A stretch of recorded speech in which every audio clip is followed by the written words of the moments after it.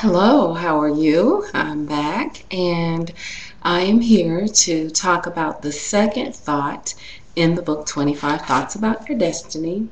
And if you want to see the first thought, go back to my blog spot, which is on my profile of YouTube, and click on that, and it'll take you straight to that video because that video is considerably longer. And the second thought is called religion and spirituality. A lot of the times when we're trying to pull ourselves together, we turn to religion and we neglect our spirituality. So I thought it was necessary to talk about that because I had been, in religion all my life, but I went through a period where I needed to lean on my spirituality more so than my religion. That was the first time I was aware that they were really separate because people don't actually tell you that. So the verse for that particular thought is, "Into your hand I commit my spirit, for you have redeemed me, O Lord of truth." Psalms 31:5. Religion means specific form of belief and practice, and spirituality is concerned with matters of the soul, which one is material, one is non-material. Religion is taught while spirituality is present at birth. A lot of people don't believe that, but what you observe when a child is born and you look into their eyes is you're looking at spirit before you're looking at personality. That spirit is there, and that's why we are attracted to children. That's why molesters are even attracted to children. They are attracted to that spirit because it's something about the spirit of a child that is alluring, which is why you have to be careful what you do to that spirit, because contrary to popular belief, that child is already has a certain level. They have a pre level of spirituality. Everybody's born with a different level of spirituality, and if you don't believe it, you can look at children who are from the same family, and if you have one that seems more spiritually intuitive, and then you have another one that's not quite as spiritually intuitive, one you have to teach more and use more religion with. The other one, you can actually take them out into nature, or you can actually just have a talk with them, and they seem to just get it. Where one, you may have to drill and drill and drill, which is what I want to separate. Religion is a tool to help build your spirituality. It's one of many tools. The first tool to help build spirituality is nature, which people tend to overlook.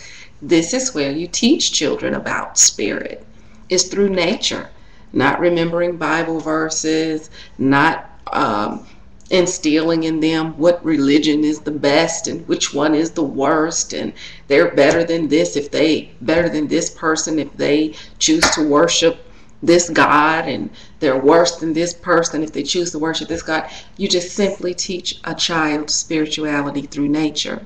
And the same thing works with adults. When you get discouraged and you kind of have gotten fed up with all the mixed messages and all the overloaded information that you receive, go to nature. Nature will remind you who God really is. Religion is what philosophers and man and everybody's gotten together in this huge pot and put all of their ideas in it and have told you what it is. Whereas when you go to nature, it kind of speaks for itself.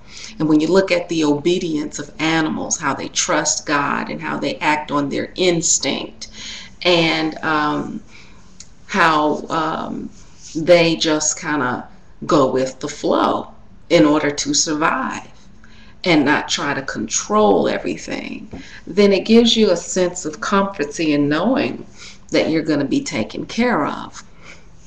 So religion is easy to instill, but you have to be in a special place in order to tap into the spirit of a child or whomever you want to show the way. Religion is man-made, which is why it is always changing and adding and taking away, but the soul remains constant. Religion cannot meet a need. It cannot meet a need, which is why we have so many of them, because people are angry. And if we knew how many religions were created out of anger and disappointment and despair, we would be a lot more discerning about the ones that we choose. Because you don't want the foundation of your religion to be based on a revolt, because that carries a specific spirit with it. And we don't pay any attention to that. People get angry and they leave a church and form another church. They get angry and they leave a philosophy and form another philosophy. They get angry and they leave a religion and form another religion. And you're actually worshiping in anger and you don't even realize it. And your spirit never fails you. You just fail to listen to your spirit. So one thing that I like to encourage is, although we've been told that animals don't have souls, you can still use them as an example because they follow their instinct. Your instinct is your spirit. God would not have allowed you to come to earth without an angel, without a spirit, without a soul, without a conscience. But you've been told that you can't trust that you have to turn that over to your religion, or you have to turn it over to your education, or you have to turn it over to your career because you don't really understand what life is all about and you need somebody to tell you and guide you. That's not true. So I want to encourage you to kind of deprogram yourself into trusting yourself more.